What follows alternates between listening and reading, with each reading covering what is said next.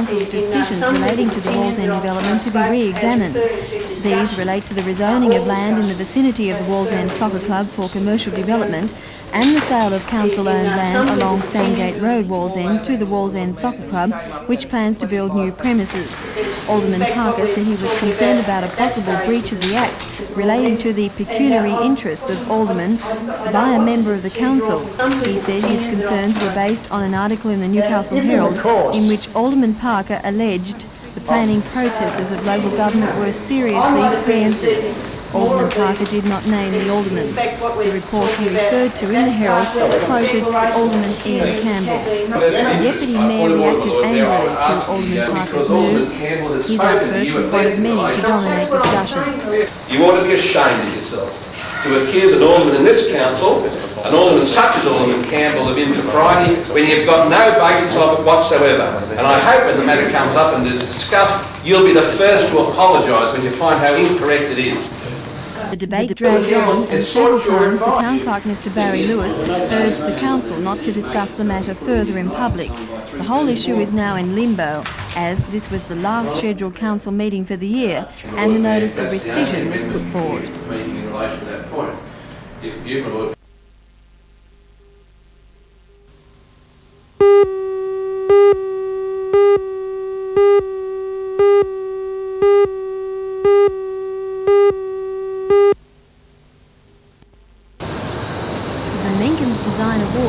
Residential buildings went to Endeavour Close in Cooks Hill, architect Kevin Snell.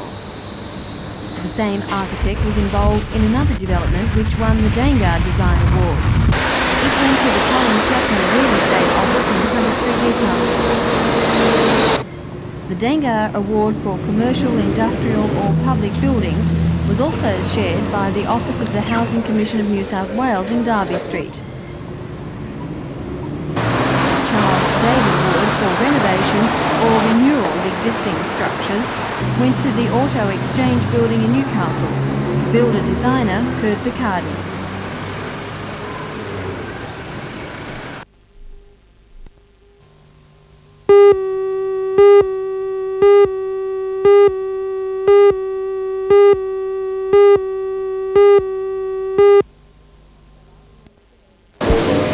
The last-minute Christmas rush is definitely on at all shopping centres, especially in the city. Big traders believe the extra 4 hours trading over the past 3 Saturdays has encouraged spending, Christmas shopping, and many are predicting record Christmas sales. Trading's been excellent this year. Just about everybody in the majors have been about 100% over last year. Meanwhile, Newcastle Council has received somewhat of a Christmas present from the government in the form of a grant for beach works. The state government has awarded $500,000 for restoration work to prevent damage to Newcastle Beach from rough seas. The work is intended to stop a recurrence of the destruction the beach suffered during severe storms in 1974. The seawall, a concrete structure under the sand, will be extended north and south, a total of 96 metres. It will provide protection for the new pavilion. The work is expected to take 6 months.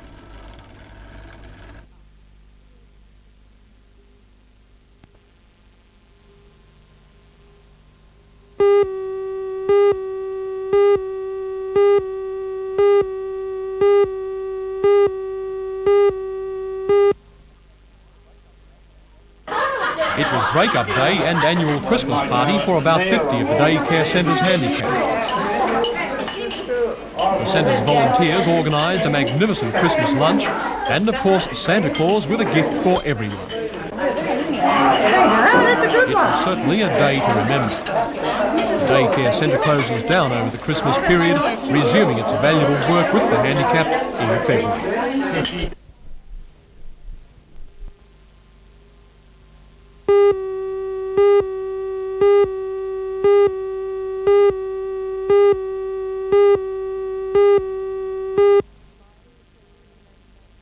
By any stretch of the imagination, Newcastle's third coal loader is huge and fast.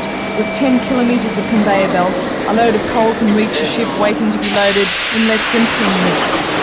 The massive job to construct the coal loader was instigated when as General Manager of Kooragang Coal Loading Limited, Mr Dennis Stone put it, the lack of coal loading facilities in Newcastle reached the ridiculous stage. Back in 1981 there was a desperate need. We had a whole fleet of ships off the port and a desperate need for more coal outlets. Port Waratah coal services were just not able to cope with the amount of throughput. A consortium of BHP, the Maritime Services Board, Newcastle coal shippers, Howard Smith and Japanese interests formed to finance the bold venture under the management of the BHP. Today saw the first coal load to arrive at the site, and naturally enough, it came from BHP's Saxonvale mine. In June, the Kooragang coal loader will have a capacity of 6 million tonnes. By this time next year, it will have increased to 15 million tonnes. But this is only the first stage of a long-range plan, with an ultimate capacity of 50 million tonnes. But the question now is there still a market for that amount of Hunter Valley coal? The longer-term outlook for coal is still very positive, but we can't deny that the timescale has slipped quite dramatically. So though the possibility of 50 million tonnes is still there, I don't think anybody would wish to put a timescale on it.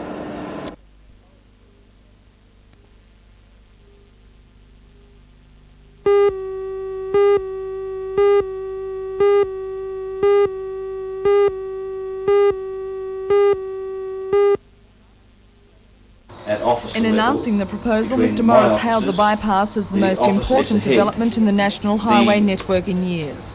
After stepping into the position of Minister for Transport, Mr Morris ordered a complete overhaul of the proposal for the Wallumbye Creek to New England Highway section of the National Highway.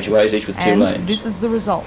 The road, which is hoped to be completed in 1990, will skirt around the west of Lake Macquarie through part of the Water State Forest, then on to Escalville, where the highway will fan out to Wallsend, Minmi Road and the continuation of the highway. A major consideration of the plan has been to ensure the new thoroughfare is close to the Pacific as well as the New England Highway. Mr Morris says the federal government will also fund the link roads into Wangi, Wallsend, Hexham and the upgrading of the Minmi Road. Well, currently we're building the section between Wallumbye Creek and Morisset, and that's due for completion within 2 years. Already design work's underway between Morisset and Freeman's Waterhole. Now, in terms of priority for the lesser roads, as an interim measure, we'll be pushing ahead as quickly as possible, and that can be arranged probably at the end of the next financial year, in the upgrading of Minmi Road and the upgrading of Wangi Road, because as the completion of the section of Morisset comes about, the new traffic that will spill out from there needs to have an improved road system to handle it. The new proposal ensures the protection of the Hexham Swamp, and the residents of Thomas Street have also received a reprieve in the plan. The industrial link will now proceed along Cowper Street in Wallsend to Rankin Drive and then through Warrabrook Estate to meet the industrial drive on the Pacific Highway. This section will be funded through the federal government's bicentennial grants as part of the Steel City Plan. The new proposal, according to Mr Morris, will reduce noise and air pollution in the highly populated areas and will also cut down the number of coal trucks using Sandgate Road and Maud Street. The Minister admits that the scheme won't be without opposition. He says the residents of Cowper Street, Wallsend may slam the plan, and a lot of land still has to be acquired. But he says he's confident that the majority of motorists will realise the benefit and so welcome the proposal.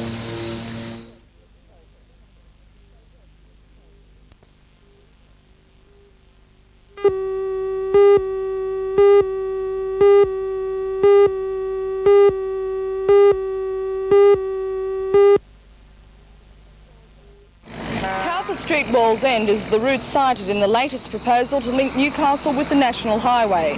The Federal Minister for Transport, Mr Peter Morris, says this is the solution, but the critics say it won't make any difference and that they're merely transferring the problem from Thomas Street to Cowper.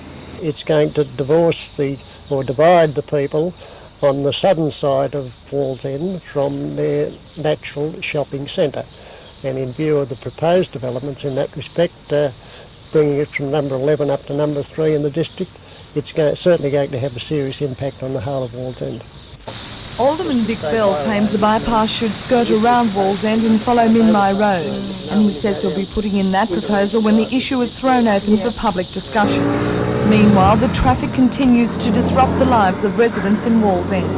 Mrs. Maureen Hopper says she's trapped.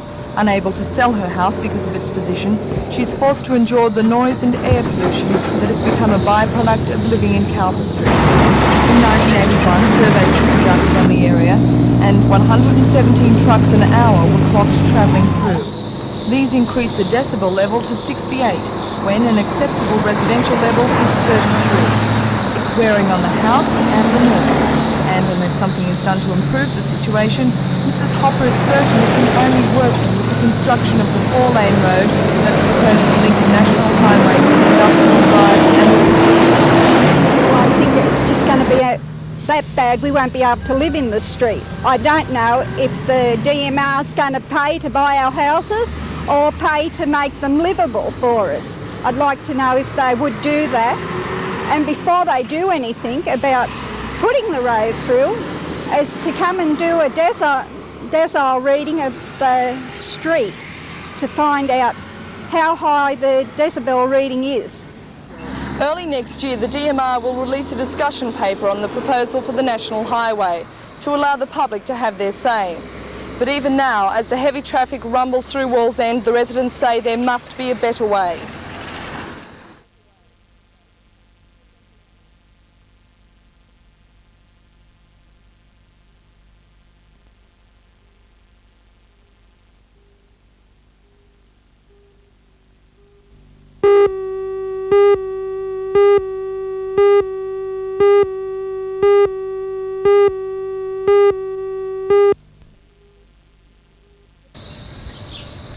The police have been keeping a vacant premises register for many years. It dates back to the days when most homes didn't have a telephone.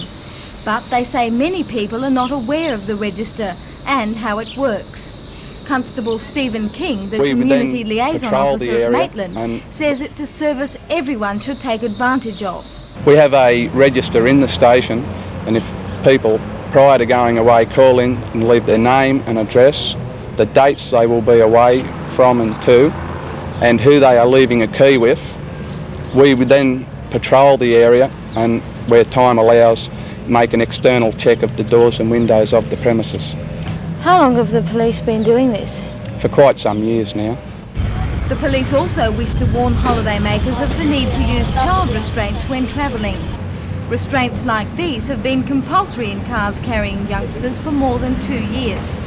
Constable King says not using one is inexcusable, as they are widely available and retail for as little as $22. For the past 2 years there's been legislation in force under the Motor Traffic Act that a driver's responsibility to have his children restrained whilst in a motor vehicle. If they fail to comply with the law, they leave themselves open to a $50 infringement or a summons to appear at court. What are the dangers if a child isn't strapped in securely? If a child isn't strapped securely, they become what is known as a high-speed projectile and are thrown about the car and can strike the driver, or the back seat will be ejected through the windscreen.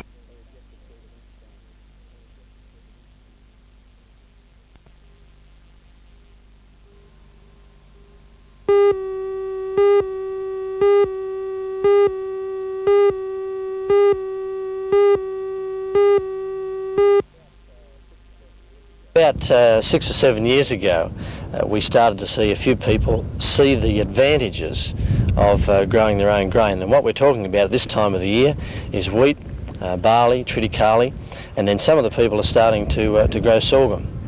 What sort of a cost saving would that be to the average farmer? If you're looking at it on a per hectare basis, it's something like $200 or $300 per hectare, or maybe, if you're looking on a cost per tonne basis, $120, $130 per tonne. And as grain costs is a very big cost now in dairying, it's a very big saving. For a long time it's been thought that the coastal strip isn't suitable at all to grain growing. It seems that that's been proved wrong. That's right. We now have very suitable varieties to grow here on the coast. They grow quite well, and we've got yields now which in any year are always better than out west. Do you think it will cause any problems with the wheat board? The areas here are very, very small compared to what we've got out west. And while they're very, very small, they're not going to have any significant effect on the overall wheat production or grain production in the whole of the state.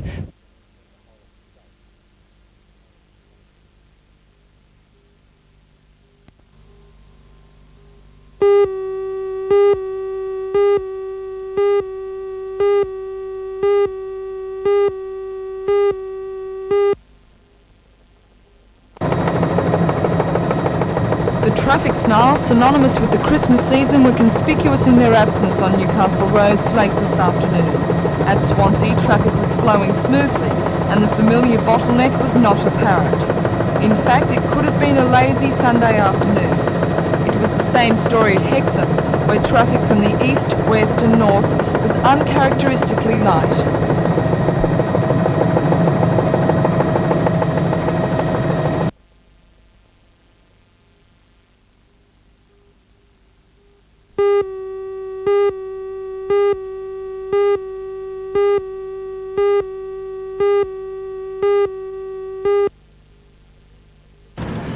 Eventually, the Wyong bypass of the National Highway will be a dual carriageway, but due to a slippage during construction on the northbound side near Huey Road, the opening of that side of the highway has been delayed a further 4 or 5 months. Some motorists have expressed concern since the road was opened just a week ago. The vacant lanes were confusing, leading drivers to think the traffic on the road being used was one way. Today, DMR workers were placing temporary arrows on the road in a bid to clear up the confusion and show motorists that traffic travels in both directions. Police were on hand to ensure that the increasing amount of traffic continued to move smoothly past the roadwork. A spokesman for the DMR says the new road is being monitored, and he says that this work would have been done anyway.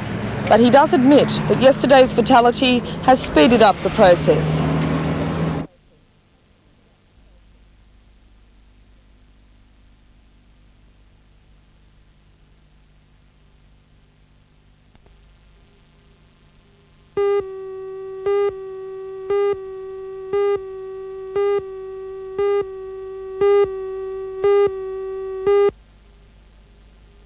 Well, we have a shortage of a particular component of blood called platelet concentrate.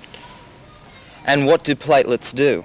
Well, platelets essentially stop you from bleeding. And we have several people in hospital at the moment who are deficient in platelets. And why is there a shortage of platelets at the moment? Well, platelets are small cells in blood that have a very short lifespan. They only last for a few days, and therefore we have to constantly renew the supplies. From what blood types do you need these platelets? Well, the two groups that we need platelets from are blood group A and blood group O. And what restrictions are there on donors? Well, about the only restriction is that they shouldn't have taken aspirin or Disprin tablets in the last 7 days. Thank you.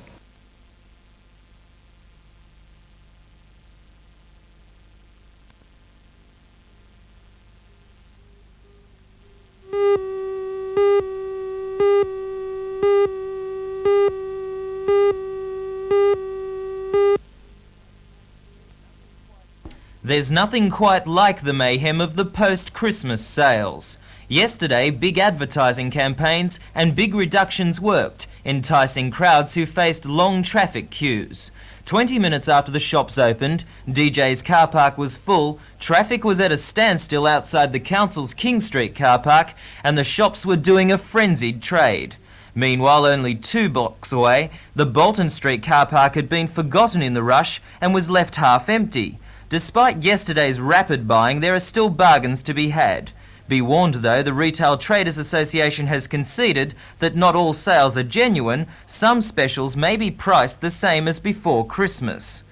If you weren't one of those shopping yesterday, you may have been one of those on holidays, hoping that the sunshine would return. The rain has marred the plans of many, although yesterday there were plenty of people on resort beaches, grimly determined to have a good time. With lengthy sunny periods forecast for today, it will be easier for holidaymakers to enjoy their break.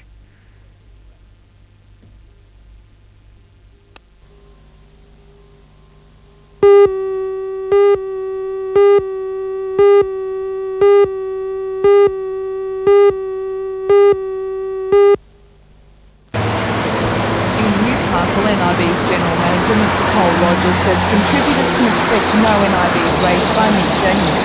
NIB is one of the few regional health insurance companies contracted to handle Medicare payments, and it's in direct competition with Medibank Private. Mr Rogers claims Medibank's publicised rates are misleading.